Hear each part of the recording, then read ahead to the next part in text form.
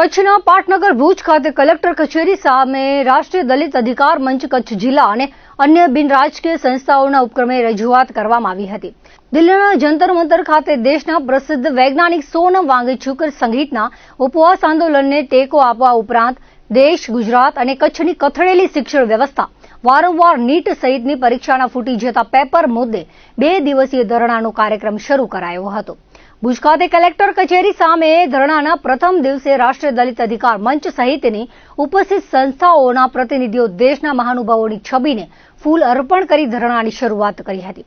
2 દિવસીય ધરણાના પ્રથમ દિવસે મોટી સંખ્યામાં વિદ્યાર્થી ભાઈ બહેનો ઉપરાંત કચ્છ જિલ્લાના અનેક સ્વૈચ્છિક, સામાજિક અને રાજકીય અગ્રણીઓ મોટી સંખ્યામાં જોડાયા હતા અને ધરણાને ટેકો આપી દેશના શિક્ષણ મંત્રી ધર્મેન્દ્ર પ્રધાનના રાજીનામાની માંગ કરી હતી।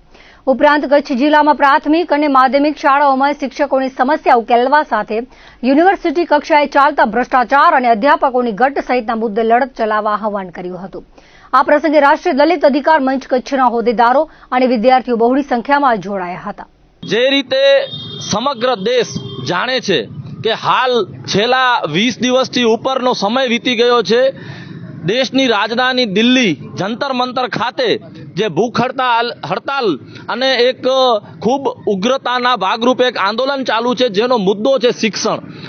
ગત સમયમાં જે નીટના પેપર લીક થયા અને એના પગલે 23 જેટલા છોકરાઓએ આત્મહત્યા કરી। ખરા અર્થમાં એ આત્મહત્યા નહીં, પણ આ સરકારની કચાશના પગલે ધર્મેન્દ્ર પ્રધાન જે શિક્ષણ મંત્રી છે એની ક્યાંક કચાશના પગલે તેઓએ આત્મહત્યા કરવી પડી અને એ મજબૂર થયા। તો એના પગલે જે દેશના એક વૈજ્ઞાનિક કહેવાય સોનમ વાંગચુક, જે છેલ્લા 20 દિવસથી ઉપર થયા, જે જંતર મંતર ખાતે ભૂખ હડતાલ ઉપર બેઠા અને આજે લોકશાહીને જાણે એ હદે આ સરકારે તકલીફ પહોંચાડી છે અને એની હદો વટાવી છે કે ગત 18 તારીખના બળજબરીપૂર્વક દિલ્હી પોલીસ દ્વારા સોનમ વાંગચુકને ત્યાંથી હટાવી લેવામાં આવ્યો।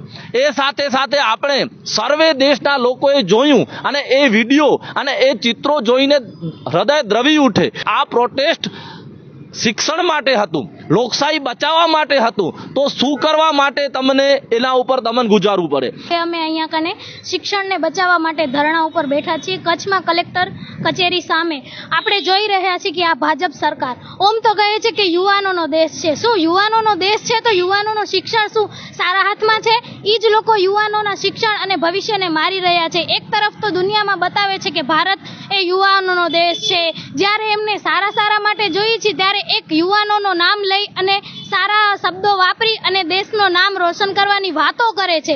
જ્યારે ખરેખર તમે ભારત દેશમાં એ યુવાનોને પૂછશો ત્યારે આપણે આજે જોઈ રહ્યા છીએ કે એ જ યુવાનોની હાલત દિલ્હીમાં શું થઈ રહી છે। એને મારવામાં આવી રહ્યા છે, ટીયર ગેસ આપવામાં આવી રહ્યા છે, જવાનોને મૂકવામાં આવ્યા છે। તો જવાનોના ઘણાઓના જે ઓળખ માટેના જે ડોક્યુમેન્ટ શું કહેવાય અહીંયા રાખવામાં આવે છે એ નથી, તો પછી યુવાનો જ અહીંયા કણે સેફ નથી। અને તમે વાત કરો છો કે ભારત અમારો યુવા પ્રધાન દેશ છે, તો ના તો યુવાનો જોડે રોજગારી છે, ના શિક્ષણમાં છે। શિક્ષણમાં જઈએ તો પેપરો લીક કરે છે, નીટ જેવા પેપરો, અને સર્ચ કરીએ છીએ આપણે ગૂગલ ઉપર તો કેટલાય પેપરો લીક થાય છે, એનો કોઈ આંકડો નથી આપેલો।